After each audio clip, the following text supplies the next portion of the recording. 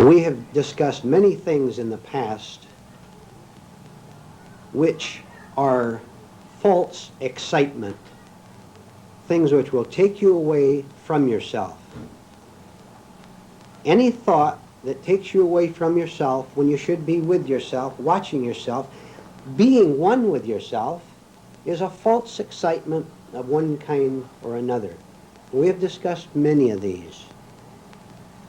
Getting angry about anything at all, getting impatient, feeling that you've been cheated out of something, thinking that you've gone too far to find yourself, anything whatsoever is a false excitement. And a false excitement becomes very valuable if you don't want to wake up, if you don't want to see yourself, if you don't want to be one with yourself. Because if we have a value of having a separate ego, we will resist everything that tries to wake us up. And we're going to get into that in just a second. So be wide awake to everything that is said. Now, there is an entirely different kind of excitement that has a tremendous value to you, to me. And when you see this, every second in your life will be different. And here's what it is in its simplest form. And then you have to see it for yourself out there. This is a genuine, authentic excitement. Whenever anything goes wrong in your life, whenever the pressure mounts up, whenever in one morning 5 different things go wrong with you and with your life, and your usual routine is interrupted, you get real excited about it. Do you see anything at all as yet? The greater pressures you have, the more distraught you are, the more distressed, the happier you should be. Now don't run ahead. Because, you know what you've done? You have come face to face. I have to use the word. I don't have to, but I'm going to. You have come face to face with the enemy, with the opposition, with something that has kept you unhappy, in tension, imprisoned. But you have never seen it because you have not stepped outside of yourself to look back at it and say, ha, I have for the first time isolated the problem, which of course is not out there. You get real excited the next time someone betrays you. They don't betray you. You understand that? It exists as a response in the mind. But this is what we say, I was betrayed. Or you lose something. You get real excited because now you have an opportunity that you didn't have before of finding out why all your life you have had this exterior excitement, and way back in your mind there was something nagging at you. Have you ever been to an exciting place? What? A party, a political meeting, gathered with friends around dinner, and you actively engaged in the conversation. You told jokes too, and you laughed too. And have you ever actually done this, of stepped aside from yourself and looked back and see something way back here that was haunting you? Have you ever done, answer me, have you ever done that? If you have, then get real excited because for the first time you've seen the source of the problem, instead of really thinking that you were happy at that party, because you were not, or I was not. Because we go home lonely, don't we, afterward? So just briefly in this, the next time you have a problem, you think it's going to be easy, it's going to be very difficult, but you start doing it. Instead of feeling sorry for yourself that you were left with that stack of dishes out there, that you were passed by for the promotion, or that you don't have that nice-looking man in your life or nice-looking woman as your neighbor does, and your attention is back on how bad you feel, start to be real happy. I'm very serious. Do you understand? Because now you can start to reverse the whole trend of your life. Instead of identifying with your own sorrow, with your own pain, you can start to work on yourself in the right way. And we've discussed these right ways many times. Maybe you'd like to ask questions about it or make comments. All right, we'll open it up from now on.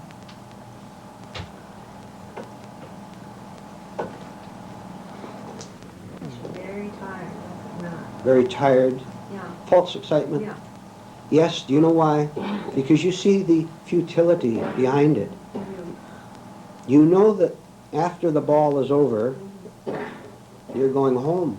Whether you go home with your wife or with your husband or go home alone, you know that as soon as the excitement of that party is over, you're face to face with yourself. The minute you get out to that car, you sense it way back in here, and it's a terrible thing. Don't live like this anymore.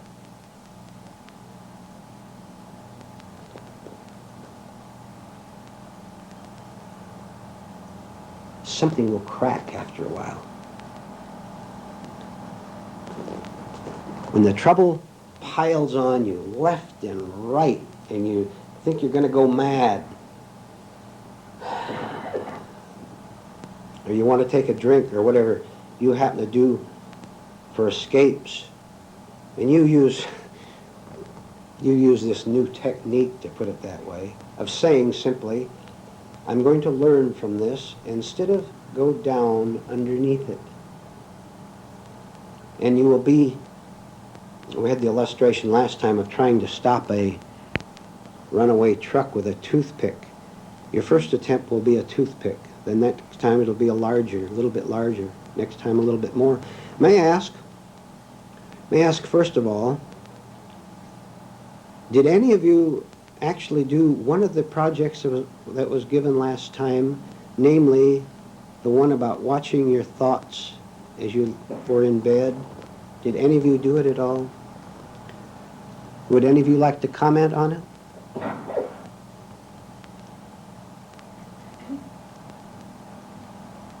For those of you, a couple of you who might be new, the idea was this: if at night, when you're a little bit drowsy and you're not talking to your wife or husband anymore, and you're drifting off to sleep, you'll find that your mind will be taken over very often by negative thoughts. And if you just lie there and let yourself be taken over, then this is what you become.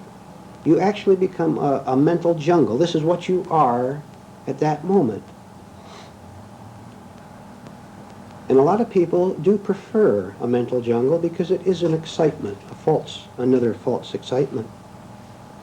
But when you're lying there and you're sufficiently tired of suffering, you're sufficiently tired of paying the price, and you're afraid of many, many things, right? Afraid of many things. And you want to start going in the other direction, then you must make a new kind of effort, which has nothing to do with anything outside of you, but simply working with your own mind. And the first thing you have to do is become quite conscious that you are laying in that bed, letting these thoughts take you over. Even, and especially so, what you call pleasurable thoughts. You made this big business triumph during the day. You made a big commission on the sale. Or you were complimented by somebody, and you run this over and over in your mind. When you're doing this, you are divided from yourself. You're not a whole person. Your mind is operating incorrectly. And so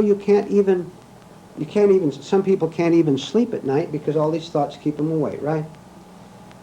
Snap the hypnotic spell, which indeed is what it is, and say, instead of sitting here being a slave to this freight car of painful, unhappy, or even exciting thoughts, I'm going to shake my head move my physical position, do anything to say I'm not going to continue with this. This is the way the world lives, both at night and during the day. You say, I don't want to be mad anymore. I don't want to be part of the insanity anymore. I've been this way all my life. I admit it. I know it. Because I know the terrible thoughts of hatred and revenge I have. I don't tell you about it because I have images, public images that I don't want people to see. But I know about it. So I'm going to start snapping it as best I can. You won't succeed the first time or the 10th time or the 50th time. Don't be discouraged. This is all very encouraging. Nothing but this is encouraging because nothing but this is true. This is the only way out. There's no other way out. And either you want it or you don't. Either I want it or I don't. All right. I suggest you do try it, though. Try to interrupt the chain of thought. If you don't do it at night, why don't you try doing it during the day? That's what I was going to suggest. If you're always in turmoil all day long, how can you just snap out of it at night? You have to start snapping out of it before that. Well, then the next day comes, so there's no start or finish. It's all one and then the other. I simply selected night because you're all alone with yourself and most of your distractions are gone. Eventually, you'll be able to not be taken over right in the middle of that madhouse office you work in. You'll be able to be a free human being right in the middle of all these shouting, screaming people. And you won't be part of it. And therefore, you won't be contributing to the madness. But don't expect them to know it because they're not going to know it. They don't want it. You have to want it for yourself. Then if anyone else wants it, they will ask you, which is not too likely.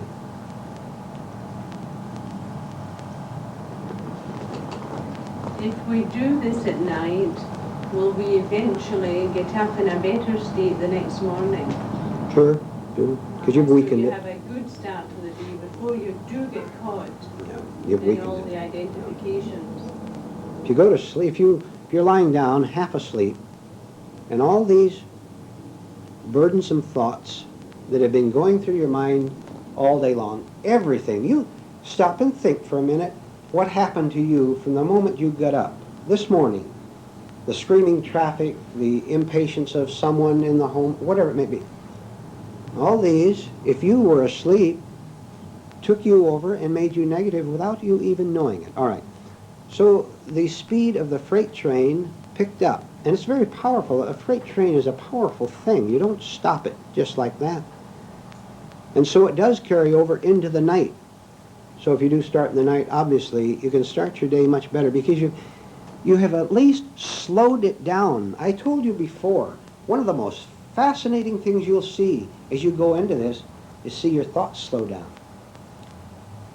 Instead of, we had this as a work project too. Someone asks you a question, instead of sputtering, yes, that's right.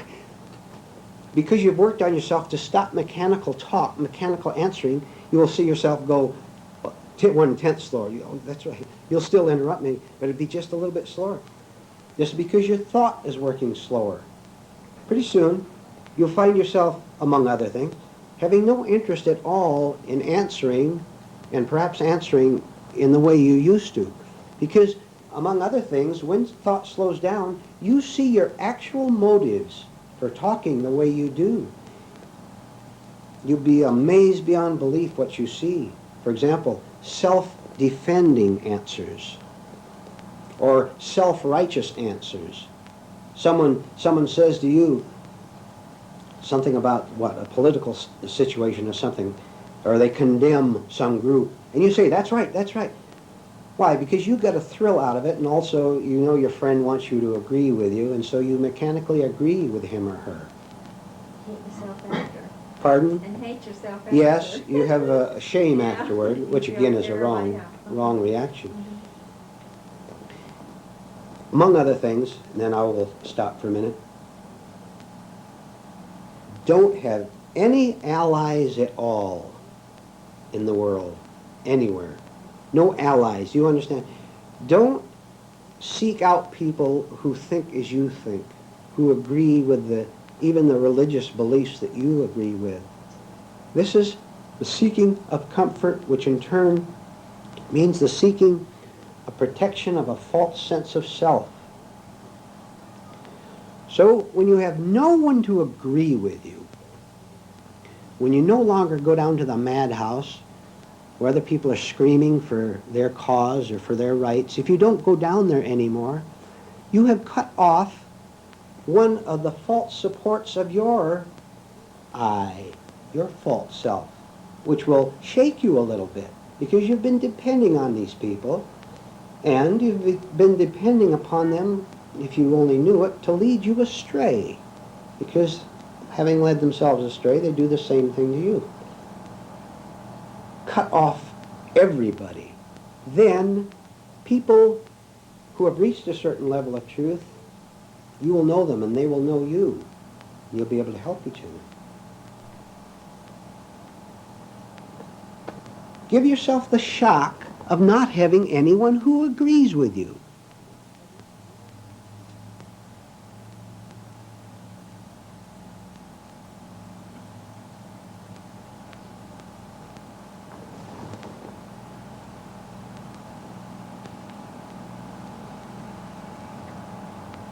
You should be able to walk into any human situation, including this one, walk into it and walk out of it without thinking about it.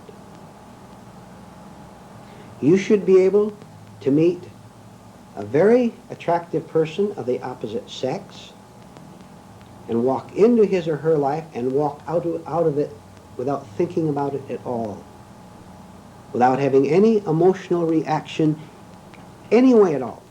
If you walk into it without a wrong emotion, you'll be able to walk out of it without a wrong emotion. If you walk into a human situation with desire of any kind, desire for security, desire for someone to tell you how to think, you become his slave, do you not?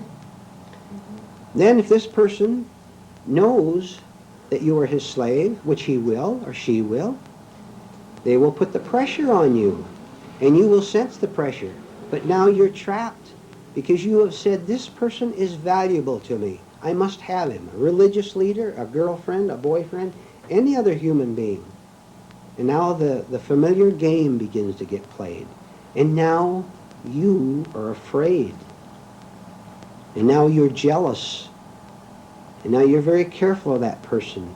And you will even protect this person, in quote marks, because your so-called interests are involved with him. But if this other person betrays you too badly and too far in some way, you will suddenly change. The person you idolized will suddenly become a devil in your eyes, because now you have swung to the opposite. Don't idolize anyone. When the idol falls,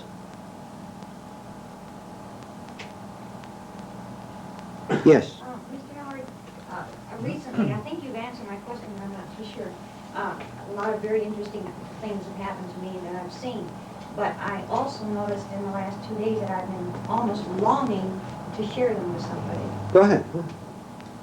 But I don't have anybody to share them with. Excuse me, do you mean talking about these things? Yes. May I ask you, why do you need anyone to talk to? Well, I haven't thought about it, and I just wanted to talk to somebody, and I haven't even gone into that. I didn't know why. All right. Can you understand this? I'm sure. It is not wrong to talk to people about these things, but you don't need to talk to people about these things, and there's no contradiction there at all. It is not wrong, but you don't need them. If I know everything there is to know about planting tomatoes, and I'm an expert on it, I don't need to talk to anyone else about it in order to grow good tomatoes. But if you also like good tomatoes, then you and I may have a good time talking about them. And especially, maybe we don't know everything, but we're trying to learn something about growing better tomatoes in our backyard. So we talk and exchange ideas. But are we in competition? I should hope not.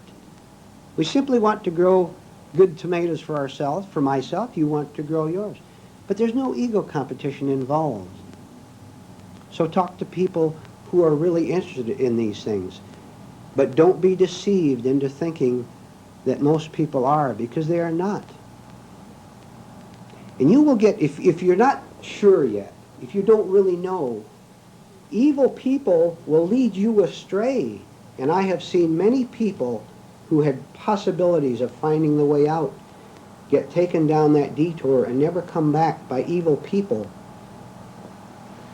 that they brought to classes sometimes. And the weaker one was taken over by the, quote, stronger one. And they both fell into the ditch. You get like not casting pearls before swine? Right. Good. Fine. You learn Right. that. Well, you know, I don't mean anybody's well, just the biggest speech. Yeah, figure of Beatles, yeah. You know, you'll never go wrong, really, in saying that outside of maybe a handful of people that I have met or ever will meet in life, no one really wants to know these things. Very often, the more religious they are, or the more books they've read on esotericism or mysticism, the less interested they are. Because as long as this person can get an ego gratification out of talking about these things, he's happy. But if you have got to the point where you see nothing else can be done until you do the single most important thing of dying to a false sense of self, if you've seen this, then you will begin to talk about this to this other person. And he will become horrified and very frightened of this idea. And he will go away. He won't like you anymore. Because you're attacking him where he is the most frightened of dying to his illusions about himself. But if you understand this, you'll know that this person has been getting ego gratification out of using all these big metaphysical terms and having read all these books and giving you the author's names. You'll see he's done everything but the one essential thing of dying to his egotism. But you have seen it, so you stick with it. And you talk to someone else who has also seen it, even in a little way. When you see this, I'll tell you, when you see this, that you must give up a false sense of self, the light will flicker, but it'll never go out for very long. Maybe 2 or 3 seconds. But it'll never go out. You'll never lose it. No one will ever take you away again. Impossible. Because you know from yourself, the kingdom of heaven is indeed within.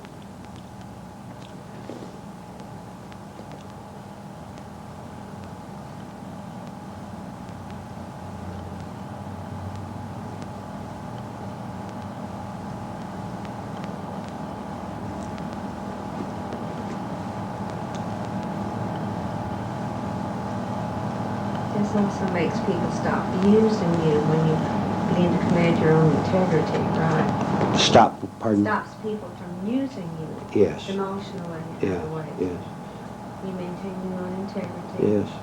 And they go away. Why? Because you're not rewarding them anymore. No. You see it, you begin to see it in little ways. Then you can see it. In big ways. Uh-huh. Right. Dare to no longer give people what they want from you.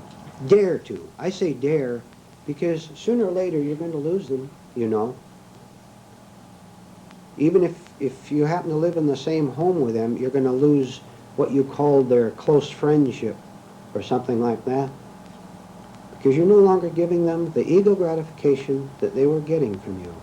Which means you have to give up the gratification you were getting from them. Give up your own needs. But you give up what you thought were your needs, too. Right, right.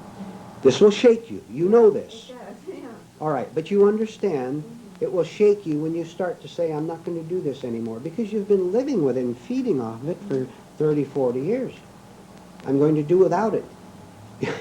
Do without food for 2 or 3 days, you get a little hungry, don't you? This is a rough illustration. Then, having stuck with this loneliness, stuck with it, not run away from it, not escaped it, the light will dawn. You do it. I'm not going to tell you. I can't anyway. You do it. You stick with it. And you'll wish that you'd done it 10, 20, 30 years ago. Because you will also see what you had been doing to yourself all these years. How you'd been punishing yourself. Then, indeed, you do walk into this human situation, whether it's one person or 10 people, and walk out of it. Then your relationships with your own family will be different. You have a family, do you not? I do. This does not mean that they are interested in these things. But you'll know how to behave perfectly when you're with all these brothers and sisters, and you have made a little progress, and you know they're living in madness, and you know better than to say one word to them about anything. You go to their home for Thanksgiving dinner, and you say, yes, indeed, it's a great turkey, and you thank them for the turkey dinner, and you say, goodbye, see you next Thanksgiving. And that's the end of it. You get along much better. Sure you do. Sure you do. You sit around the table, and instead of being just as blabby as they are, talking about foolish things and subtly boasting about their achievements during the last week, you are sitting back observing all this, and you will see yourself of maybe a year or so ago in that person over there. And first you'd be a little bit shocked, but you say, thank heaven, at least I'm awake to that. You can learn a lot just by watching people in a social situation. That would be your projected image, right? Pardon? Projected images there, right? Oh, yes, yes. If you were doing that yourself before, it would be. Then you see it in them. But you have given up this image a little bit because you've seen the damage of it. You saw that you were a mechanical human being who thought you were a brilliant conversationalist or whatever. Well, you know, that project you talked about time before last, I think it was, of seeing a situation and then just absolutely deliberately making yourself not do a thing about it. Yeah. It's really great because you don't even comment. You just on anything that might arise with a negative nature. You mean to stop a mechanical response? Right, Is that what or you're saying? complaints from somebody else on a situation Yeah. that, where where somebody's using you as a sounding board. Yeah. You just Yeah. You sit there and listen. pretty soon it just disappears. Your life forevermore becomes that of the silent, relaxed listener. You just sit back. I'm just You know they're going to blab for the next that hour blab, and a that's all I half. can think about is you're talking about the blab. And you sit there and, now listen, you don't sit there and mechanically nod while your mind is on something else. You use that. If you nod, all right, to acknowledge that they're talking. You nod, but you be aware that you're nodding. Don't you nod mechanically, because now you're asleep too. Okay? They don't want to hear what you have to say anyway. And you'll come out of that situation a little bit more awake yourself. You've learned something from sleeping people. You've learned how to wake up yourself. You're getting rid of suffering. You're getting rid of anxiety, getting rid of fear.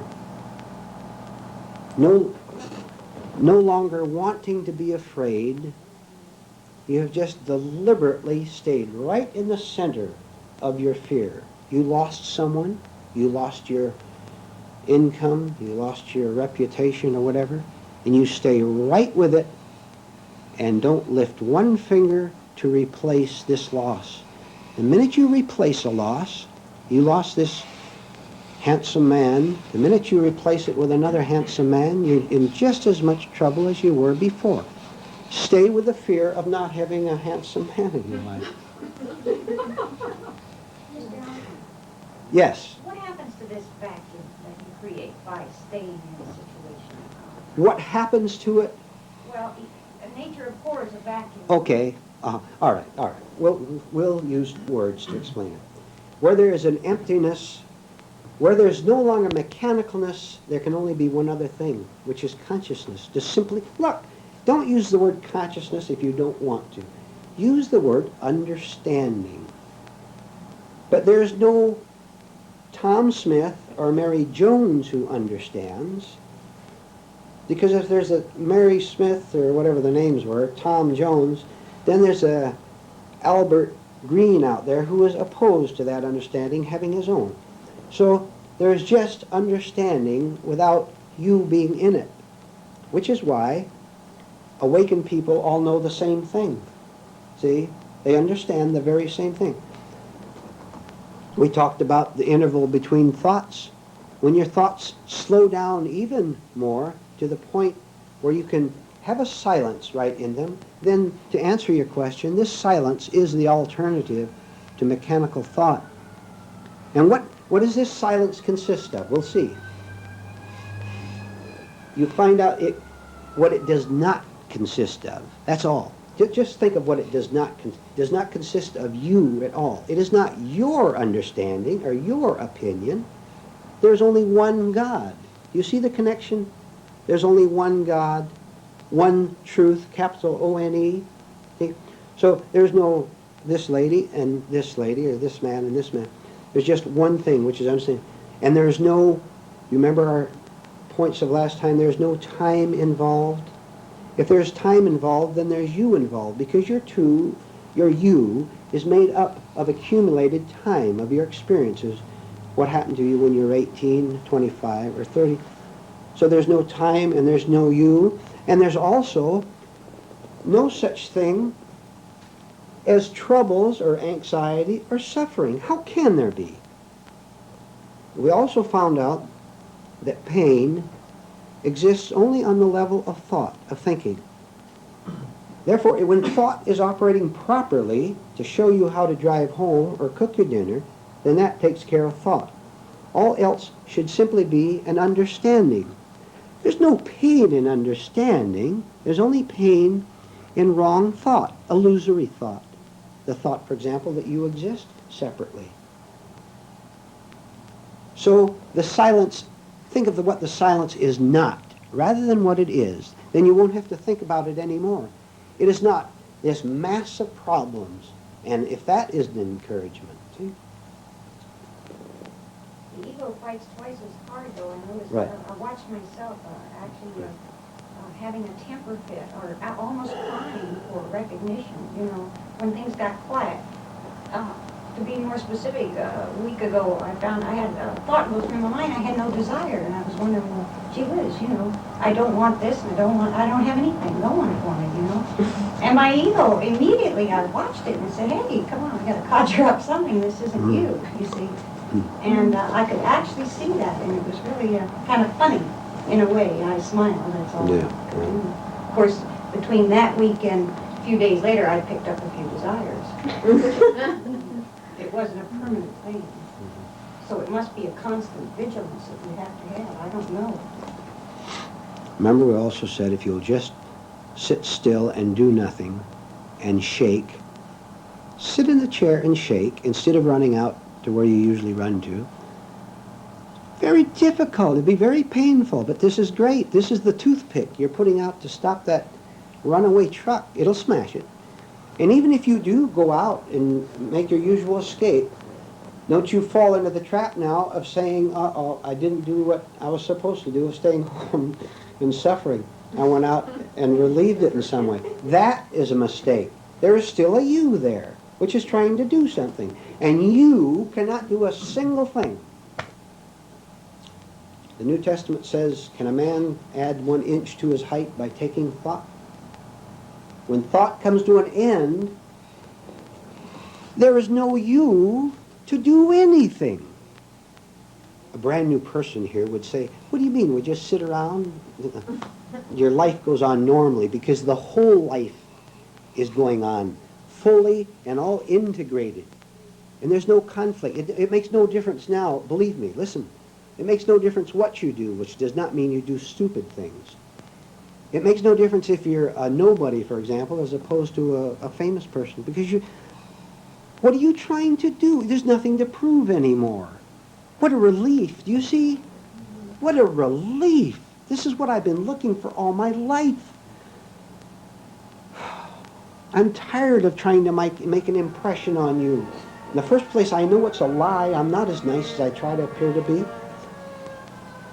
And I don't fool you, and even if I do, you may see through me, which keeps me tense. What if I'm not anything, don't exist in the old way? I'm still here, but all my problems are solved. Then, I'm in your life, you're in my life, but now, that's a good word, integrity is there, real integrity. I'm not I don't want a thing from you. I used to do this. Oh, what a life I lived, what a terrible life. Trading with you, That's both. a sort of a discipline too, isn't it? Pardon? When you stay in and make yourself suffer, as you say, instead of going out and escaping your discipline. What you're doing is causing a greater crisis in yourself, which means that you are going to become conscious of this suffering that you have been enduring unconsciously all your life. You're sitting home all alone. Loneliness. You're sitting home all alone. The TV programs are bad tonight. Well, go out and go to a friend's house or meet somebody new, something like that. You're suffering. You are you not? You're in pain. You don't know what to do. So you say, I'm going to do something different. I'm going to stay home, and I'm just going to see what on earth is going on inside of me. This makes you conscious of your pain. And as I say, you may go out, you may say, oh boy, I won a big victory. You may come and tell us, I won a great victory. I stayed home and watched myself. But next week you'll go out, but you won't tell us that. All right. Now look, this is the way it goes at the beginning. You get up and you're all excited and you fall down. You get up and you fall down. This is normal. Don't be afraid of it. It happens all the time. You just get up each time. Pretty soon you'll find you're tripping a little less often and staying up longer. Anyone? Mr. Howard? Yes. When understanding does enter into one's life, and one becomes nothing, and gets something, and one's vision is enlarged, and one's inner conflicts and conflicts in general are gone, there's still the problem of existence in our dollars and cents world. How does one find one true individuality, assuming that each of us are not alike, that some are mechanical, some have other type of abilities, talents or capacities, whatever word you use? How does one make self-discovery so that he can be working in a field which is harmonious to him, in which he works at his maximum efficiency? All right.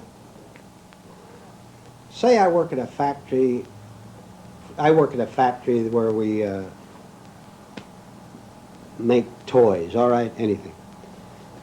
Now listen, I am right in myself. I've studied, I've worked hard. I don't want to pay the price anymore. I go to the factory and I make toys all day long. What's my problem? I don't understand. What's my problem?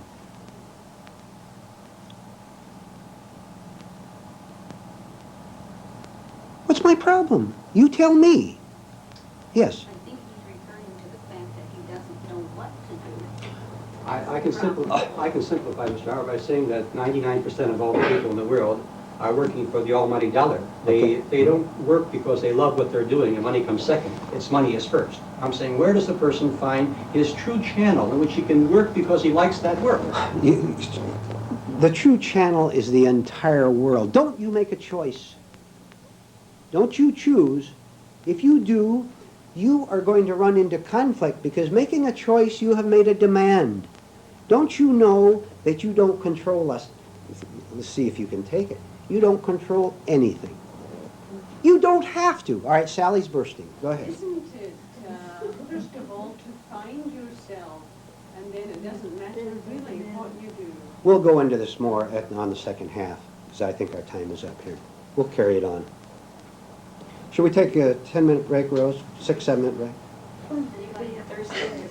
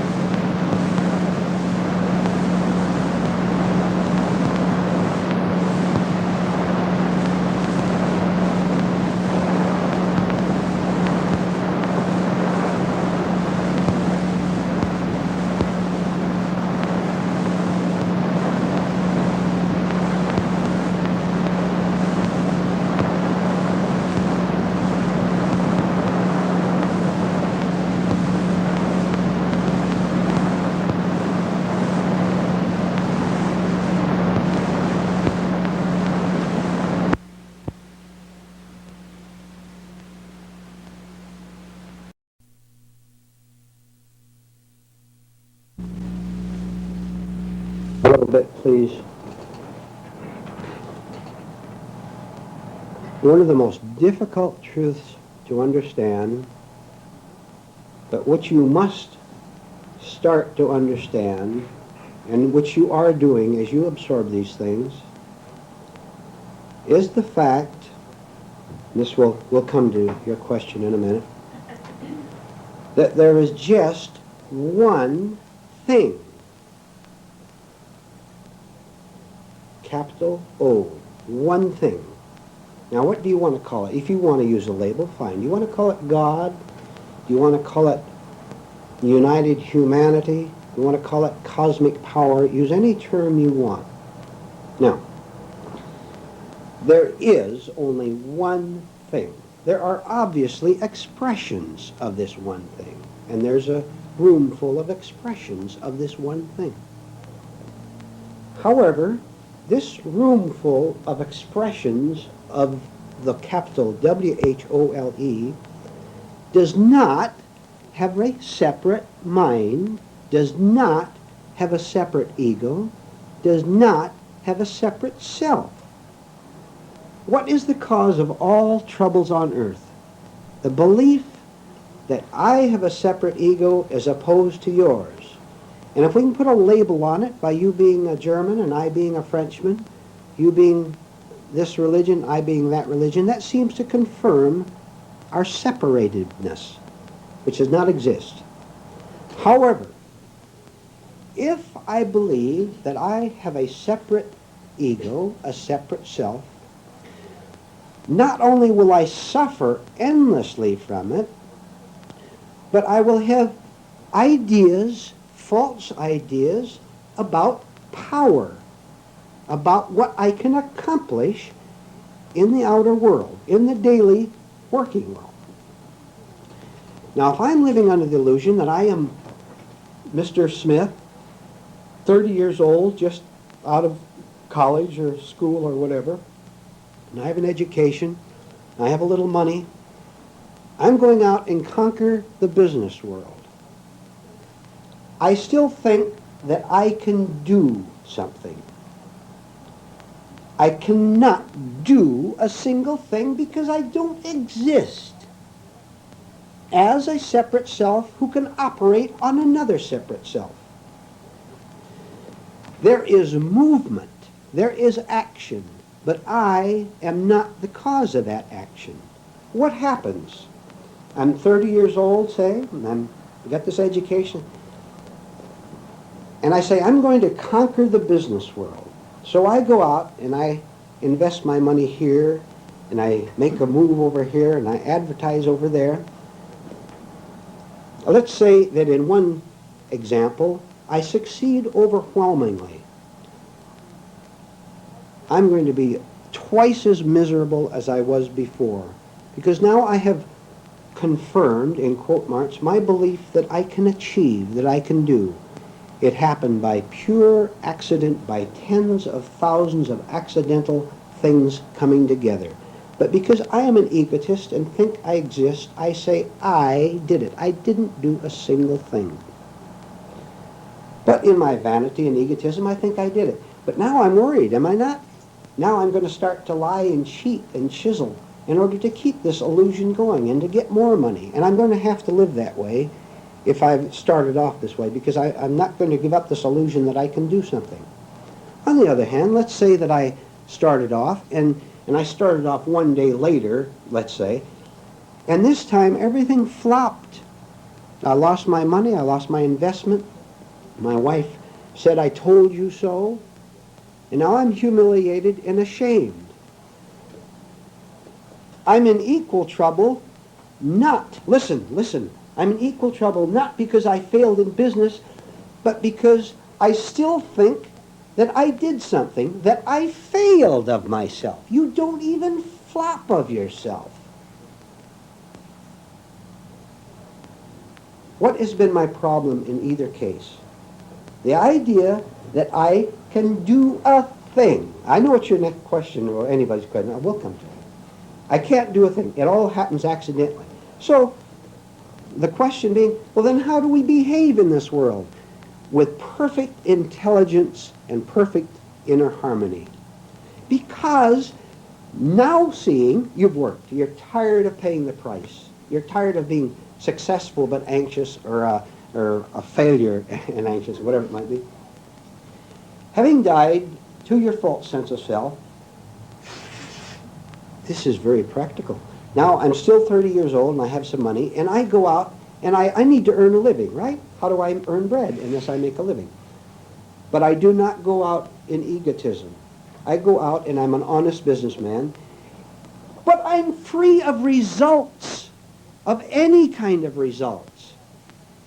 I don't go up in vanity when I make $1 million, because if I'm in vanity, I'm sick, and I don't want to be sick, a sick human being. I want to be healthy. I want to be sane. And if I fail, it doesn't fall on my egotism, because I know that this is not me that did it anyway. Then I make what money I can, what comes to me, but it's not important anymore. And you say to the world, do anything you want. Eventually even this goes. But the beginning, when you just get on to it, you say, do anything you want. Take all my money, do anything. I don't care. I'm out. I'm free.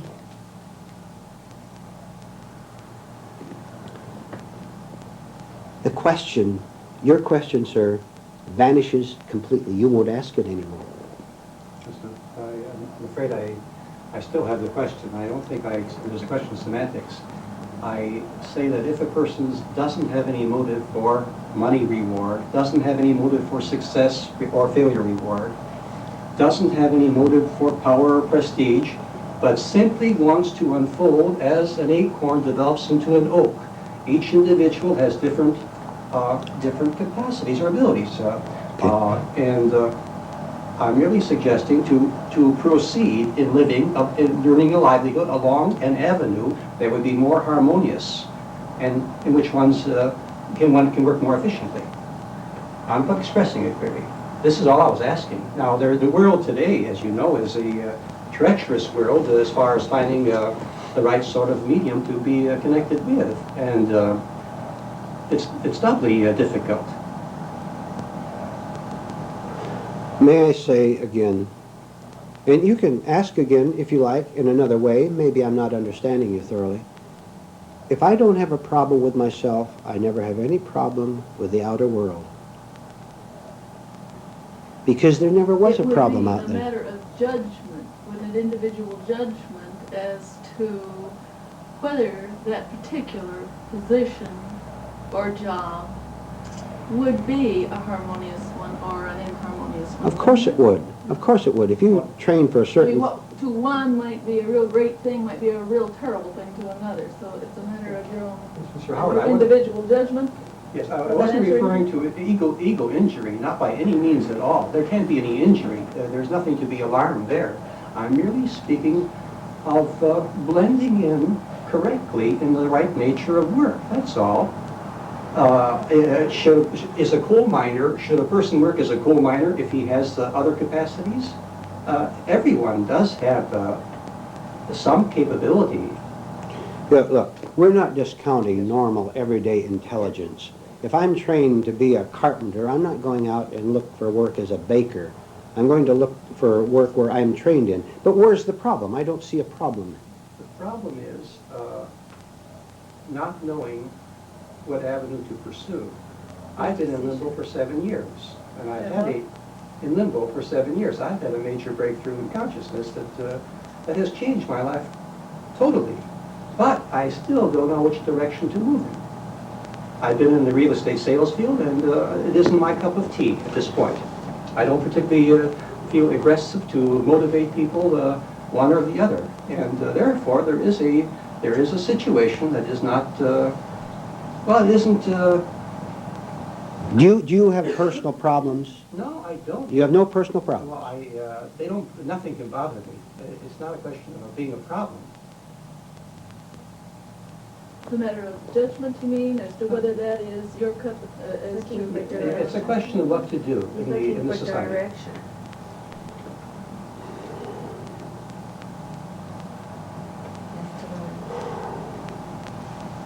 Do any of you understand what I said a few minutes ago, this total thing? I don't like to want to have to repeat the whole thing over. When I am right with myself, now look, now please. I said, when I am really right with myself, really right, I don't have any conflicts, I don't have any problems. Now, I want to earn a living. It is the simplest thing on earth. And not only that, I am not going to be dishonest. I am not going to be a man without a conscience. I'm going to make my living, if I make $3 a day, enough to give me bread and butter, and do it with a clear conscience, that's what I'm going to do. I'm not going to contribute to the madness of this world. Because I see that if I contribute to the madness out there, I am making myself equally mad. All right. Let us say that I am an awakened human being, or you are, but you don't have any money. You know what you do? You look in the newspaper and it says, man wanted to make money. You go down there and they say, no, we don't want to hire you. I don't have a problem. How can you reject me? All right, sir, you don't want to hire me. Fine. I go to somewhere else and the man says, no, we don't want to hire you. I still don't have any problem. Oh, no, I lived that way too long. I'm sorry. I used to get angry all my life. That's over. Sorry. I walk out of there, and I don't have any phony politeness. I may be polite, but it's not phony. And I go to maybe 10 places. On the 10th one, the man says, we need a man to sweep the halls. We'll give you $3 a week. I'm exaggerating, but you understand what I'm getting at? Do you understand? I make $3 a week, and I buy bread as cheap as I can. And I'm a free human being. It's a matter of working it out wherever you are, rather than thinking you have to move to something else, right? If I am one thing, if I am not divided, how can I have any problem out there or in here? There is no problem. You can't touch me. Society can't touch you if you're free. We made it quite clear you're living in a mad world. We're not saying that. How can a sane man be touched by an insane world? Impossible. Impossible. Which do you want? Do you want to be sane, or do you want a pretense of sanity? It's as simple as that. Which do you want? It's up to you.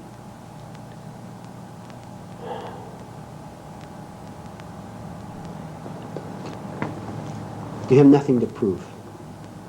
When you get angry, even if you don't know you're angry, what are you doing? You have an image. You have an image, and you're trying to promote this image. And society is destroying it at every second. It's destroying the image that you can do something, that you can be a success. Why don't you let society and the outer world destroy you completely and see what happens then instead of fighting? Why do you fight? You know why you fight. You fight because you're afraid to be nothing. Why don't you let yourself be beaten and see what happens? Why don't you let yourself be humiliated to the point where all the fight is knocked out of you in the right way? You'll get up. May I get dramatic just for a second? Just for a second. And the light will dawn. Then no one and nothing will ever knock you down again. How can it? You're not fighting. You're not resisting. You're not trying to get anything.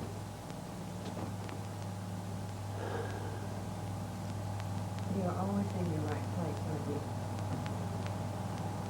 How can you be away from rightness if you were right? Whether or not you like the job or not. Mm-hmm. Yeah. You remember what the remarks started this meeting today? Be very happy when the troubles pile on you. Now can you connect it a little better? You will. If you fight, you're afraid. And don't lie. Don't tell lies. This is not the place, and your life is not the place to tell lies to yourself. Okay.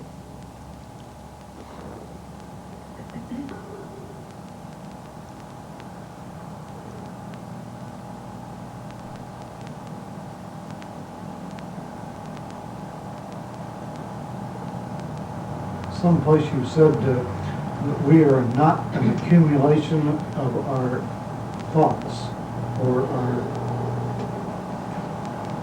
all the thoughts up to our current time in life. We are not. This is, of course, sometimes we think, well, everything I've thought is what I am or have become. Could you comment on that?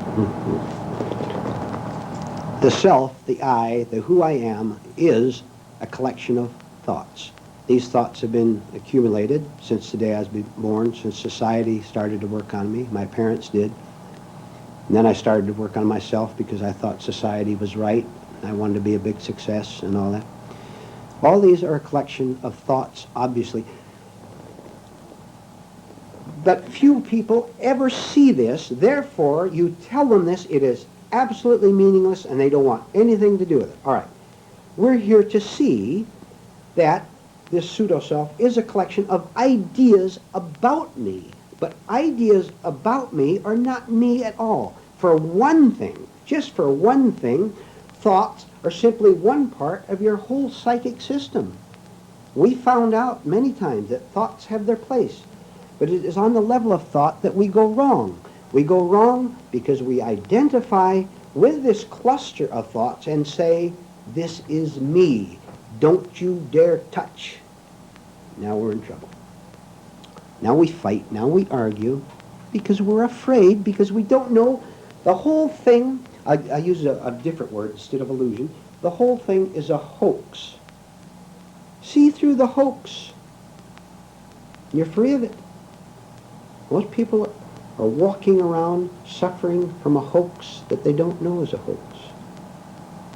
We're seeing through it. It's hard work. Because who will I be if I'm not this wonderful leader of the community? This great successful businessman who started with $20 5 years ago, now he's a millionaire. Or I'm this mother, this wonderful mother, raised your children so nicely, and they're all successes. Who will I be?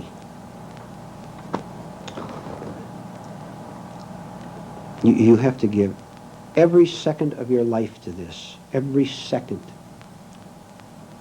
And you'll want to, too. You'll want to. Well, you do more and more and more as you continue to remember. Remember. Very good.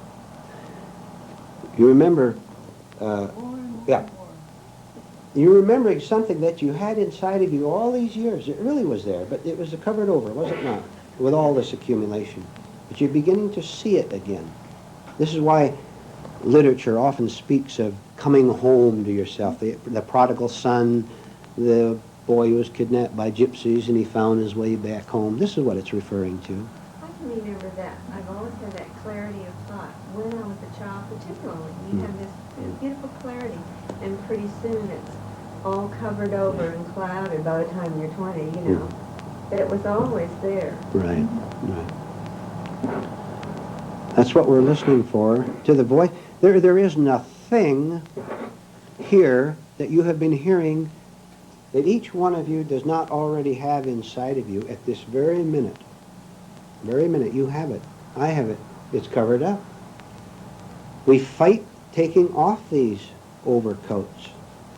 This is the great temptation, I guess, of everybody, is to look outwardly for some authority rather than get rid of. Very easy to look up to somebody and say, I'll let this man think for me. And that man will be using you, and you're equally using him. You're both responsible. Right? Oh, what a change comes in, among other things, in the people that we used to think were great people. that we used to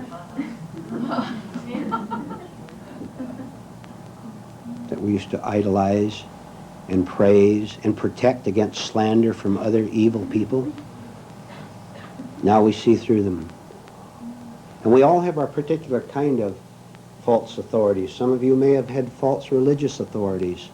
Others, false parental authorities, and you saw that your parents weren't the people that they passed themselves off as being in public, huh? It's all right. That's their problem. And they may have passed the problem on to us, certainly, in their way, because they knew not what they did. But we have seen through it.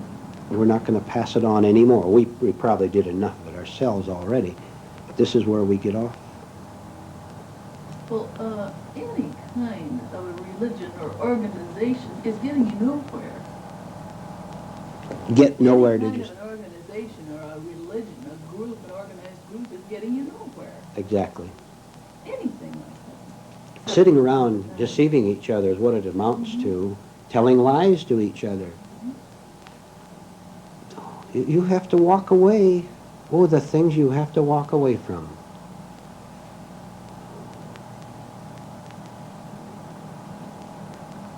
Which means you're going to have to be all alone. And then, you know, the devil has an endless bag of tricks. You may go away from this organization,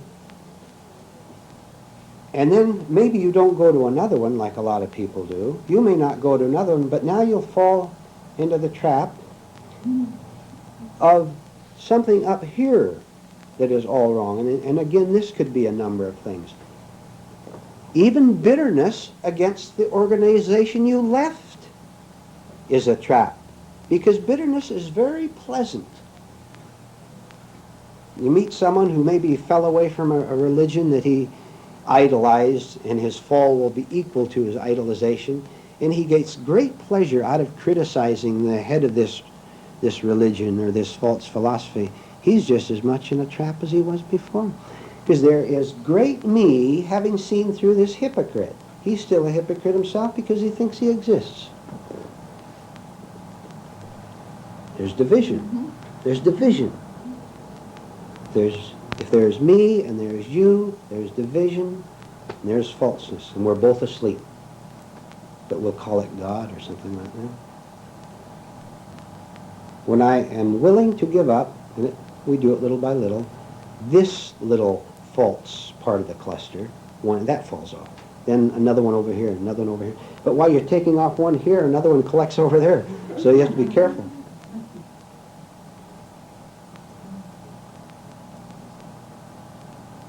I've said before, and I will say again, you're not emotional enough in the right way. All these feelings that you have them, don't you? I've seen them here while we're sitting here, many different kinds. You get these emotions working for you, which you will as your mind becomes clarified. Boy, what a power. A power to lay in bed and snap this mechanical train of thoughts going through your mind. A motion to rebel properly. What do you mean by that now? Emotion to rebel properly? Yeah.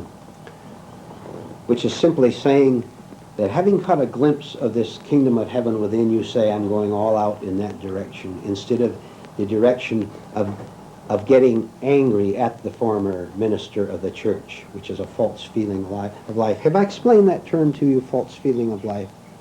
We've touched on it a number of times. Let me go over it briefly. False feeling of life can be many things. It connects with emotions. But it means, again, an excitement that you prefer instead of looking at something in order to understand it.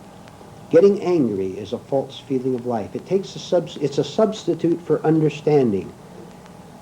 You get real furious at somebody. Boy, you ever notice how good you feel when you get mad? You feel like somebody. You have to give this up. You have to die to it. This is part of the cluster of the false sense of self. There are many false feelings of life. Running a mental movie through your mind of being a great man or a great woman or something good that happened 10 years ago, this is a false feeling of life.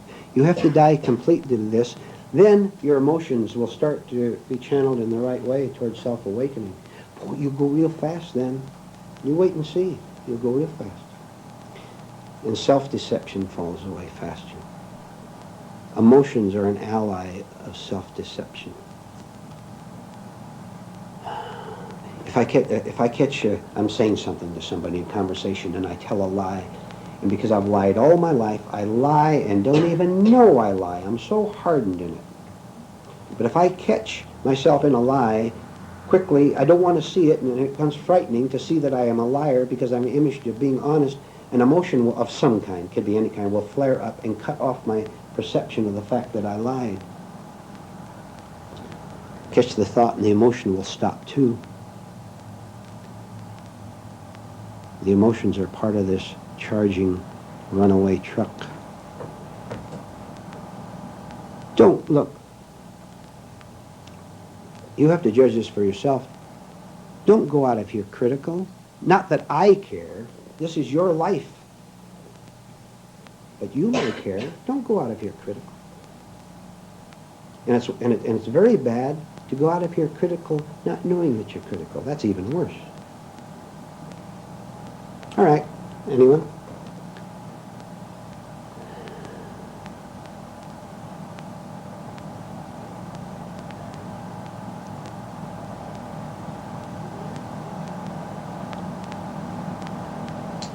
I had mentioned, Ruth was talking about when we think of a problem, and you mentioned, I think in the book someplace, where we look for every avenue of escape or every avenue of action we can take over one problem, and we can't seem to arrive by going pro and con, the correct way to get out of that problem, then your answer seems to be to do nothing about it.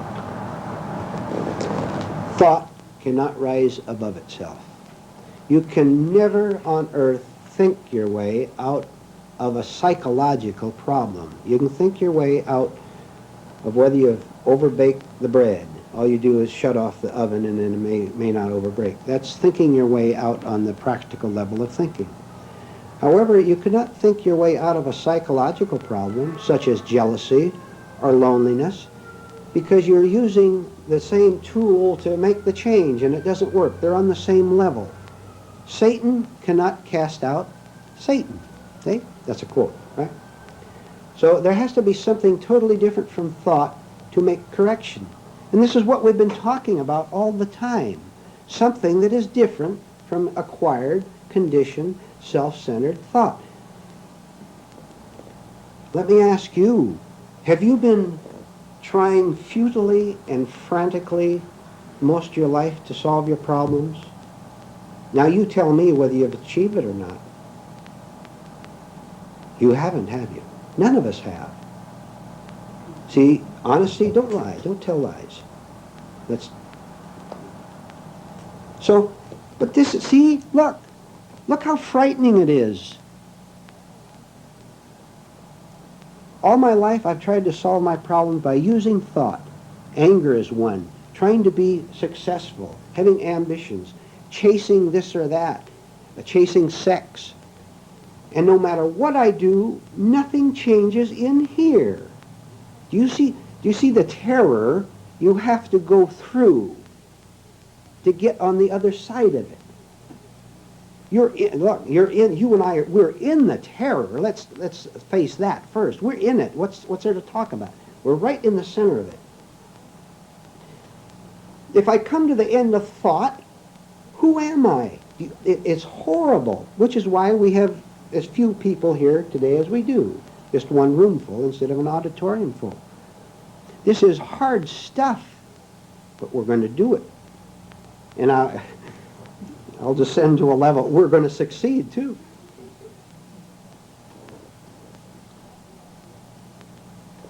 When I drop the idea that I need to be a success, the thought there is gone. I am free of that. Therefore, as the thought goes, the fear goes. Now I get something else that I'm trying to do, something to succeed at, something to prove an image of how intelligent I am. I die to that. Each one gives me courage and intelligence to drop the next one. Pretty soon, I'm at the 51% mark, and I go 90 miles an hour down the highway. Nothing will ever stop me again. Nothing. Eventually, one will not be disturbed, is that right? Eventually. This changeover is disturbing. Disturbance occurs when there is you and something which can disturb you. Okay so far? Where there is you and something to disturb you, the boss, the wife, whatever. This is thinking. This is on the level of thought. I am sitting here thinking how mean my boss was to me all day long.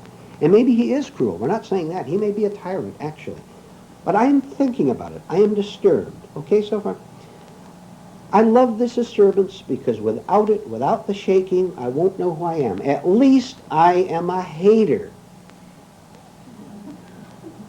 This is right. Now this is serious. This is right. If I give up my hating, I'm not a hater. If I give up my jealousy, I'm not a jealousier. On and on. As I go, the problem goes. Then I'm simply working. I go out to work at 8 o'clock every morning. I come home at 5. And whether I've made $5 a day or $5,000 a day, I'm a free human being. No, what's my problem? I don't know. What's my problem? I don't know. I don't see it. I can see that little bit of, if you have a certain standard of living, say you have to make $200 a week, you can't go out and make $5 a day. What's the problem? The problem is that you have to cut your standard of living. Well, what's the problem there? Well, if you have children, it's difficult to cut your standard of living. Two things. One, if it wasn't an insane world, if billions and billions of dollars were not spent for killing, what's the national budget? If billions of dollars were not spent, not every country, the whole world, were not spent on killing, there would be plenty for everyone. All right, but that's not worked out. That's on another level. It's not going to happen. It's not going to change, not at all. So you do have your income cut. So you do what you can on this level, but I still don't see any problem. You know, look, here I am, a successful businessman making $1,000 a week, okay? $1,000 a week. I'm real proud of that. This becomes part of my image. And my children are well dressed, my wife belongs to all these stupid social clubs and all that. So I lose all my money. Do you know, let's see if you believe this. Do you know that the loss of my money, it doesn't bother me at all? What bothers me is my image of success receding before my very eyes and the humiliation that I cannot do because I said I did all this with $10 10 years ago and look what I have done. When you have died to yourself, money is not a problem in any way, whether you have a little or not, or a lot. Then, if it is necessary to cut down and reduce yourself from cake to bread, then you do that. But what's the problem? You keep your physical body alive? No, I don't. Probably a fear of what these children or But you're depriving someone your else. friends or standards will think. It's fear, I think. What's your wife going to say? Because she's a sleeping human being too. And she says, you mean I can't go out and join these clubs anymore? Or buy the new dresses that I used to spend all this money for? And you're going to be afraid, oh, I'm going to lose this beautiful wife. You might be better off if you did. Or that your children But, might but you suffer. don't make a decision. You understand? You never tell anyone to go away. And you don't tell anyone to come. Then look, this lady here, this lady's relationship is right with this lady's, and this gentleman with this gentleman is right. He has nothing to get from him, nothing whatever. When you see this, we're sitting here, free human beings, every one of us. We have no conflict. What's the problem? I see none. You've been saying things where I don't see any problem at all. But you're getting the point. We'll take a couple more minutes.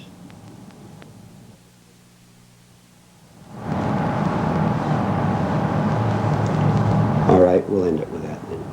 Do you have a project for next time? Did you do the last one? How many, let me ask again, how many of you did the last one? Would you give us a brief report, anyone, please? Well, get inclined to think about nice things going to happen if I'm going to sleep. But you can really get excited about that too, and you don't sleep. So I did it. And if you watch yourself thinking the thought go, then you go to sleep. It's better than, You went against your... well, I watched a thought and didn't enjoy the pleasure of it. When you watch it, you're not enjoying it. No, because you are not there. It's simply an understanding of it. You are not in it. You're standing aside So and when watching. you do that, it's, I don't know, you're not really conscious of it stopping. It has, and you go to sleep. You went against it. Good. Anyone else want to say anything? Now we'll give a project and that'll be... Yes. My goodness, does it wake you up to the fact of how negative it is? Pardon? It woke me up to the fact of how very negative Yes. it was. That is the Wow. purpose. Hooray for you. Yeah, that's the purpose. To see the mess we're in. Do we have a couple minutes? Project. This connects with this gentleman's question and many other things. Oh, you have ample opportunity the minute you go out this door. And it's very simple. See if you do it. From now on, you are not going to permit an event to become a problem. When you were right, there are 50 events in your life, but not a single problem. You are the problem, not the event. I am the problem. So what do? I go out and I meet this situation, this challenge, this rough thing, this unexpected happening, this whatever it was. And I say, this happened. What happened to me? There is the problem. I am not going to love to hate this event. I'm not even going to love it, because that is false, and the next time I don't get it, I'm going to be angry. I'm not going to be in love with excitement. Summary, do not let an event turn into a problem. And you can do it. You see. How do you do it? Not by thinking, but by not thinking mechanically toward it as you have, as I have all my life. I meet it consciously with understanding. When I meet this event, regardless of what it is, consciously, it is impossible for a problem to arise from it, because I am not a problem. I am the only problem there is on earth to me. When I am right, my world is right, because I am my world itself. All right, that'll be enough.